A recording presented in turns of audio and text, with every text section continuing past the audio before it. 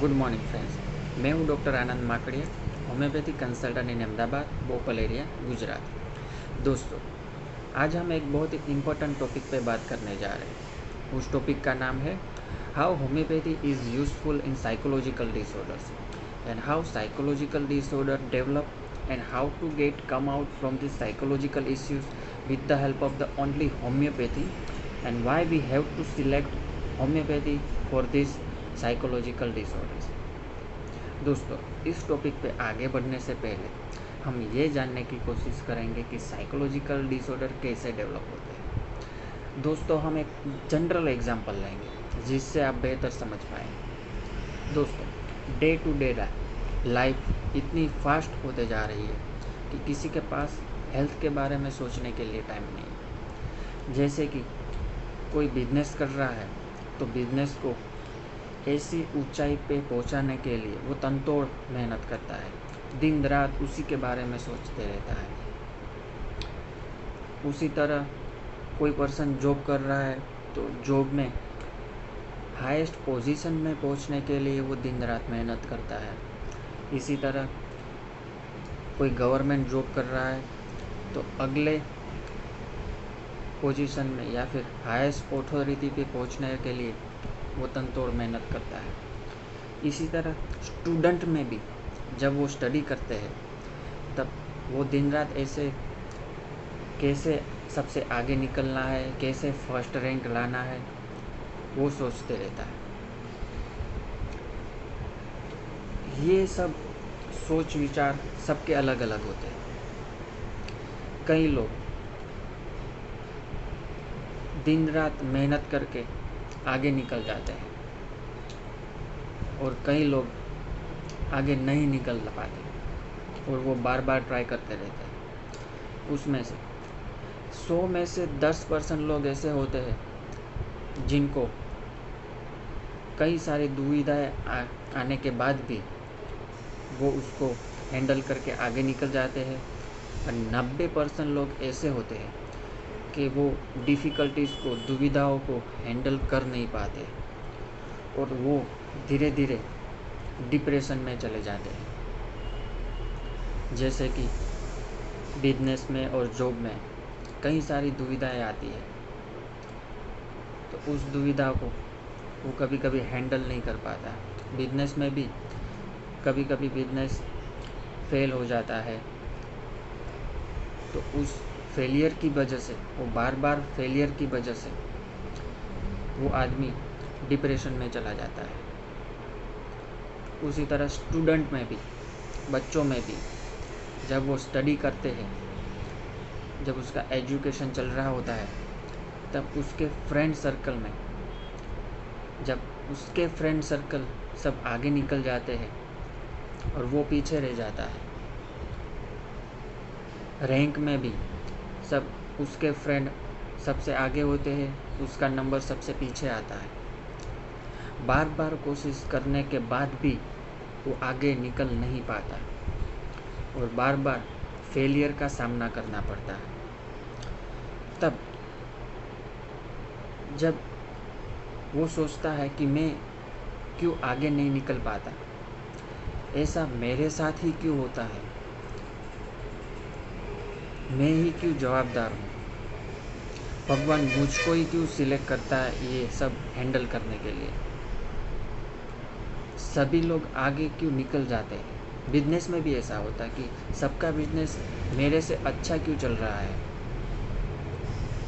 मैं अपने बिजनेस को आगे क्यों नहीं बढ़ा पाता। जॉब में भी ऐसा होता है कि मैं एक ही पोजीशन पे क्यों टका रहता हूँ, मैं क्यों आगे हाईएस्ट अथॉरिटी पे या फिर हाईएस्ट लेवल पे नहीं पहुँच पाता। उसी तरह स्टूडेंट में भी मैं क्यों सबसे आगे नहीं निकल सकता, मेरा नंबर फर्स्ट क्यों नहीं आता, मुझको क्यों अटेंशन कोई दे नहीं पाता, मेरे में ऐसी कौन सी बीमारी है या फिर कौन सी खामियां है जिसकी वजह से मैं ये सब दुविधाओं को हैंडल नहीं कर पाता। ये चीज़ें उसके दिमाग में बार बार आती रहती है, दिन रात वही सोचते रहता है।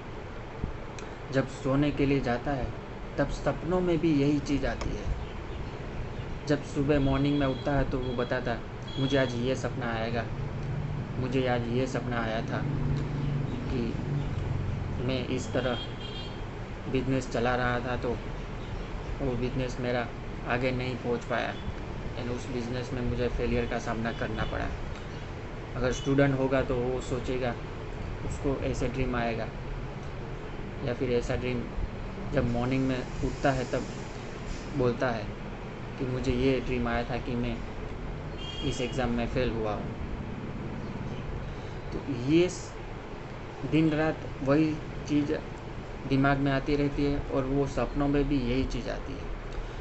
तो डे बाय डे यही चीज़ जब आप बार बार सोचते रहते हैं तब ग्रेजुअली धीरे धीरे आपका नेचर डाइवर्ट होते जा रहा है। आपका गुस्सा बढ़ जाता है, इरिटेशन बढ़ जाता है, जो पहले आप नहीं थे।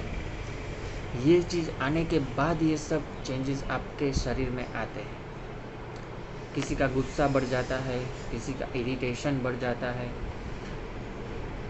किसी को डर लगने लगता है, किसी को अलग प्रकार के बार बार सोच विचार आने लगते हैं, किसी को बार बार एक ही ड्रीम आता है और इन सभी चीज़ों में वो पड़ा रहता है जो पहले नहीं था।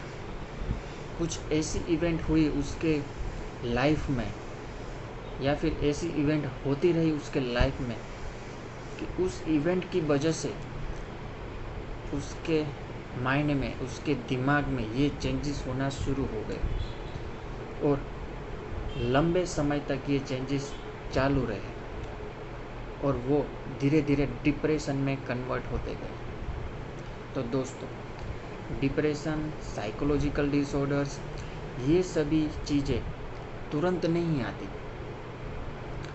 धीरे धीरे ग्रेजुअली हमारे लाइफ में कुछ ऐसी इवेंट होती है, कुछ ऐसे एपिसोड होते हैं जो हम उसको हैंडल नहीं कर पाते।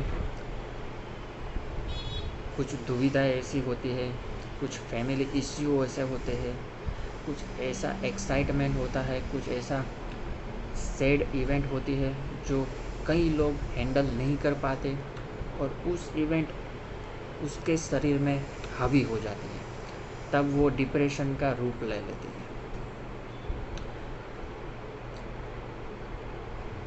कभी कभी कोई पर्सन या पेशेंट पहले से ही कुछ बीमारी से पीड़ित है, जैसे कि किसी को कैंसर है और लंबे समय से वो कैंसर की दवाइयाँ, कीमोथेरापी, रेडियोथेरापी ले रहा है और इस बीमारी की वजह से उसका वो रूटीन काम ठीक से कर नहीं पाता। इस बीमारी से पहले जो वो था और अब वो है उसमें बहुत फ़र्क आ जाता है।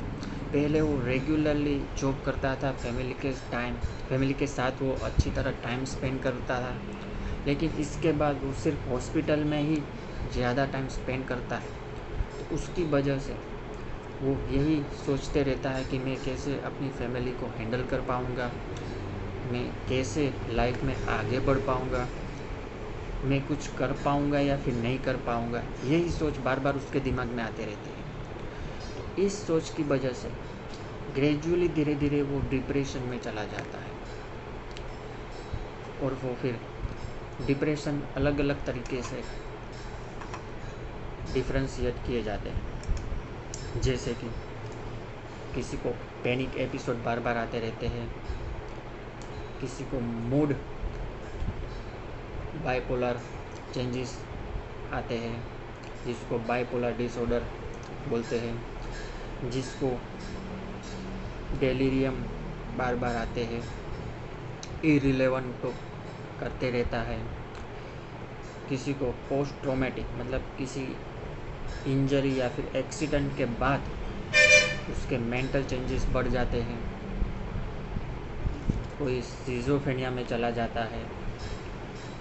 कई पर्सन ऐसे होते हैं जो ये डिप्रेशन को हैंडल नहीं कर पाते और सुसाइड करने का सोच बार बार दिमाग में आता है। जैसे कि आप थोड़े दिन पहले ही एक बेहतर एक्टर सुशांत सिंह राजपूत ने सुसाइड किया है। आप सभी लोग जानते हैं कि वो एक्टर को ऐसी क्या आवश्यकता हुई कि उसको सुसाइड करना पड़ा। उसकी लाइफ में भी उतार चढ़ाव आए होंगे कि उसको ये स्टेप लेने की ज़रूरत पड़ी। तो दोस्तों, ये साइकोलॉजिकल इश्यूज, साइकोलॉजिकल डिसऑर्डर तुरंत शरीर में डेवलप नहीं होते। ग्रेजुअली धीरे धीरे कुछ लाइफ में ऐसी इवेंट होती है, उसके बाद वो इवेंट की वजह से कुछ चीज़ें शरीर में चेंजेस होना शुरू हो जाता है। माइंड में, नेचर में, फिजिकली, मेंटली, बॉडी में चेंजेस दिखाई देना शुरू हो जाते हैं और धीरे धीरे वो साइकोलॉजिकल डिसऑर्डर का रूप ले लेते हैं। सभी पर्सन में, सभी पेशेंट में ये साइकोलॉजिकल इश्यूज़ का एक्शन रिएक्शन अलग होता है। किसी को ज़्यादा गुस्सा आता है जो पहले नहीं था, किसी को डर बढ़ जाता है, सभी चीज़ों से डर लगना शुरू हो जाता है। बार बार वो सोचते रहता है, बार बार वो डेलीरियम में चला जाता है, बार बार एक ही ड्रीम आता है। ये सभी चीज़ें डिप्रेशन बढ़ने के बाद ये सभी चीज़ें बढ़ने शुरू हो जाती है। जो पहले नॉर्मल था तब नहीं थी, लेकिन ये ग्रेजुअली धीरे धीरे ये सब चीज़ बढ़ती गई। उसको पता भी नहीं चलता कि ये चीज़ मेरे में कैसे आ गई। तो ये था साइकोलॉजिकल डिसऑर्डर हमारे बॉडी में, हमारे शरीर में कैसे डेवलप होता है। उसके बाद इस डिप्रेशन को, इस साइकोलॉजिकल इश्यूज़ को, डिसऑर्डर को कैसे हैंडल करना है, कैसे ट्रीट करना है, कौन सी दवाई लेनी चाहिए, कौन सी सिस्टम ऑफ मेडिसिन सिलेक्ट करनी चाहिए, इसके बारे में बात करेंगे दोस्तों। साइकोलॉजिकल डिसऑर्डर जो है उसमें बॉडी में कई प्रकार के चेंजेस होते हैं। जनरली मेंटल चेंजेस ज़्यादा दिखाई देते हैं रादर देन फिजिकल चेंजेस। जैसे कि जब गुस्सा आता है वो तो चीज़ें फेंक देता है, किसी को मार देता है, सुसाइड कर लेता है, ये सारी चीज़ें दिखाई देती हैं। तो दोस्तों, पेशेंट का माइंड, जब पेशेंट डिप्रेशन में या फिर साइकोलॉजिकल डिसऑर्डर से पीड़ित होता है, तब माइंड का स्ट्रक्चर चेंज नहीं होता, उसकी सोच चेंज हो जाती है। यानी कि पैथोलॉजिकल चेंजेस बॉडी में नहीं आते। हो सकता है जब पेशेंट पहले से ही कुछ बीमारियों से पीड़ित होता है, जैसे कि डायबिटीज़ है, बीपी है, किडनी की बीमारी है, उसमें बढ़ावा आ सकता है। साइकोलॉजिकल डिसऑर्डर आने के बाद उसमें कुछ चेंजेस आ सकते हैं, जैसे कि डायबिटीज़, बीपी बढ़ जाता है, किडनी में डिसफंक्शंस ज़्यादा चालू हो जाता है, हार्ट की बीमारी हो सकती है। हार्ट की बीमारी जब होती है और साइकोलॉजिकल डिसऑर्डर या फिर डिप्रेशन में पेशेंट चला जाता है, तब उसके रिस्क फैक्टर बढ़ जाते हैं, ये हो सकता है। तो दोस्तों, कई लोगों में ये सवाल उठते हैं कि ये चीज़ें हैंडल करने के लिए या फिर इसको ट्रीट करने के लिए कौन सी ट्रीटमेंट लेनी चाहिए। दोस्तों, आप सभी लोग जानते हैं एलोपैथी एक ऐसी सिस्टम ऑफ मेडिसिन है जिसमें जब आप साइकोलॉजिकल इश्यूज़ में एलोपैथिक मेडिसिन लेते हैं, तब मेडिसिन से जब आपको पेशेंट को जब गुस्सा ज़्यादा आता है तो मेडिसिन लेने के बाद वो गुस्सा कम हो जाता है, या फिर मेडिसिन लेने के बाद पेशेंट को ज़्यादा नींद आती है, उसके सोच विचार कम हो जाते हैं। ये एलोपैथी दवाई लेने के बाद ऐसा फीलिंग होता है, ऐसा चेंजेस शरीर में आता है। और अगर जब मेडिसिन का पावर कम हो जाता है तब फिर से ये चालू हो जाता है। और कभी कभी पेशेंट को ये मेडिसिन बार बार लेनी पड़ती है और हैबिचुएट कभी कभी हो जाता है। तो दोस्तों, हमको उसके गुस्से या फिर उसके विचार को कम नहीं करना है। हमको ये चीज़ें उसके बॉडी में क्यों आई, कैसे डेवलप हुई, उसके सोर्स को शरीर में से निकाल के पूरे साइकोलॉजिकल डिसऑर्डर को कम करना है।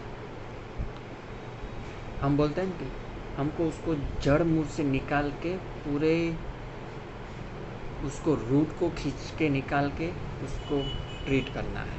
तो होम्योपैथी एक ऐसी सिस्टम ऑफ मेडिसिन है जिसमें ये सुविधा उपलब्ध है, क्योंकि होम्योपैथी एज अ पर्सन को, एज अ पेशेंट को ऐसे ट्रीट करता है कि पूरी उसकी बॉडी को समझ के, उसके नेचर को समझ के, उसे फिजिकल कॉन्स्टिट्यूशन को समझ के उसके बाद दवाई दी जाती है। उसको साइकोलॉजिकल डिसऑर्डर जो उसमें अवेलेबल है, कैसे डेवलप हुआ है, क्यों आया है, इस डिसऑर्डर में उसके शरीर में क्या क्या चेंजेस होते हैं, उस चेंजेस को समझ के, उस नेचर को समझ के, उस बॉडी को समझ के दवाई दी जाती है। और ये दवाई सिर्फ उसके गुस्से या फिर सिर्फ उसके इरिटेशन या फिर सिर्फ उसके नेचर को चेंज नहीं करता, पूरी बॉडी को ड्रेन आउट करके, पूरी बॉडी को समझ के, उसके रूट कोज को निकाल के ट्रीट करता है। जिसके ये दवाई लेने के बाद आप रूटीन चेंजेस में या फिर आपके गुस्से में या फिर आपके नेचर में या फिर आपको ज़्यादा नींद नहीं आती, आप रूटीनली वर्क कर सकते हैं, आप ड्राइविंग कर सकते हैं। कभी कभी एलोपैथिक मेडिसिन लेने के बाद डॉक्टर आपको बताते हैं कि ये दवाई लेने के बाद आप ड्राइविंग बंद करना, क्योंकि इससे ज़्यादा नींद आएगी। होम्योपैथी में ऐसा नहीं है, क्योंकि होम्योपैथी ऐसी दवाई बनाई जाती है जिसमें क्रूड सब्सटेंस बहुत ही कम होते हैं, उसमें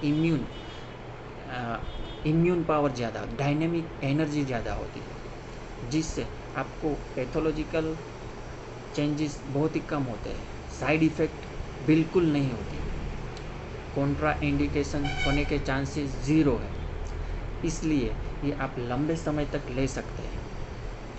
और ये दवाई लेने के बाद कोई डॉक्टर ऐसे नहीं बताएगा कि ये दवाई लेने के बाद आपको ज़्यादा नींद आएगी, ज़्यादा ड्राउजी रहेगे, आपको ड्राइविंग नहीं करना है, क्योंकि ये दवाई में क्रूड सब्सटेंस इतने बहुत ही कम होते हैं, मतलब इतना डाइल्यूशन में इसको बनाया जाता है कि इसको लेने के बाद आपको ड्राउजीनेस या फिर आपको हेजिटेशन या फिर आपको नींद आए, ऐसा बिल्कुल नहीं लगता। तो दोस्तों, हमको ये जो साइकोलॉजिकल डिसऑर्डर है उसको रूट में से निकालना है, नहीं कि सिर्फ आपको जो मेंटल चेंजेस हुए हैं, जैसे कि गुस्सा ज़्यादा आना है, इरिटेशन ज़्यादा है, सुसाइडल थॉट या फिर फियर फोबिया जो आ गए, उसको कम करना है।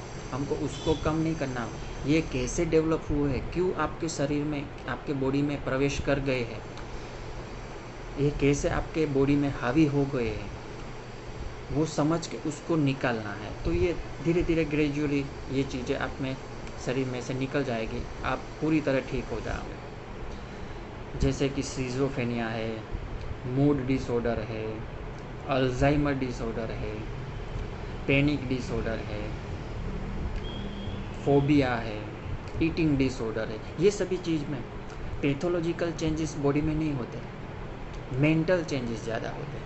तो मेंटल में क्या होता है कि हमको डायनेमिक मेडिसिन देनी पड़ती है, डायनेमिक एक एनर्जेटिक मेडिसिन देनी होती है जो आपके मेंटल लेवल पे काम करे, जो आपके रूट को उसको बाहर निकाले, जिसमें आपके जो ये साइकोलॉजिकल डिसऑर्डर होने के बाद जो चेंजेस हुए हैं वो ग्रेजुअली धीरे धीरे कम हो जाते हैं। और ये होम्योपैथिक मेडिसिन लंबे समय तक लेने के बाद भी कोई साइड इफ़ेक्ट नहीं होती। इसलिए कोई भी साइकोलॉजिकल इश्यूज, डिप्रेशंस में आप homeopathy is the best option to treat this condition. आप नेट पे भी सर्च करके देख सकती है। अगर कोई पेशेंट डिप्रेशन में है, कोई पेशेंट को साइकोलॉजिकल इश्यूज डिसऑर्डर है, तो उस डिसऑर्डर के लिए कौन सी दवाई, कौन सी system of medicine best option है ट्रीट करने के लिए, वो आप नेट पे भी जाके देख सकते हैं। और आप वैसे कॉमन सेंस से भी आप सोचें कि हम जब इररिलेवेंट टॉकिंग करते हैं, गुस्सा आता है, जब नींद नहीं आती, तब हम नींद की दवाई लेके उसका सॉल्यूशन निकालते हैं। लेकिन एक दवाई से वो आपका सॉल्यूशन कम हो जाता है, ये आपने सोचा है? क्योंकि ये दवाई का डोज जब तक रहता तब आप आराम करेंगे। जब दवाई का असर चला जाता है तब फिर वही सोच विचार बार बार आना शुरू होता है। तो हमको ये जनरली दवाई जो एलोपैथिक मेडिसिन क्या काम करती है कि वो हमारे शरीर में जो सेंसिस होते हैं, उस सेंसिस को कम कर देती है, जिसकी वजह से वो आपको फील नहीं होता, आप ड्राउजी रहते हैं, आपको गुस्सा नहीं होता, आप नींद में ज़्यादा रहते हैं, क्योंकि आपके विचार ही कम हो जाएंगे। आपके सेंसिस जो सेंसिटिव पार्ट है वो ही इलेक्ट्रिकल इम्बैलेंस कम हो जाता है। तो आप कैसे सोच पाओगे? तो हमको ये आपके बॉडी में सेंसिस को कम नहीं करना है, हमको उसको रूट को उसको निकाल के कैसे ट्रीट करना है वो दवाई लेना चाहिए। इसलिए homeopathy is the best option to treat the psychological disorders. दोस्तों, इस वीडियो से आप ये समझ गए होंगे कि हमको साइकोलॉजिकल इश्यूज़ को कैसे हैंडल करना है और कौन सी दवाई लेनी चाहिए जिससे हम पूरी तरह इसमें क्योर हो सके। तो दोस्तों, मेरा वीडियो और इस टॉपिक को सुनने के लिए धन्यवाद। और इस वीडियो को पूरी तरह समझ के आप अगर इस तकलीफ़ से पीड़ित है तो बिल्कुल आप होम्योपैथी का कांटेक्ट करके, जो भी नियर बाय आपके होम्योपैथिक डॉक्टर हो उससे जाके आप उससे कंसल्टेशन करके दवाई ले सकते हैं। आपको 100% रिजल्ट मिलेगा और आप उस दवाई से बिल्कुल। Thank you. हम नेक्स्ट टाइम कुछ और टॉपिक्स को लेके डिस्कस करेंगे। तब तक धन्यवाद। Good bye.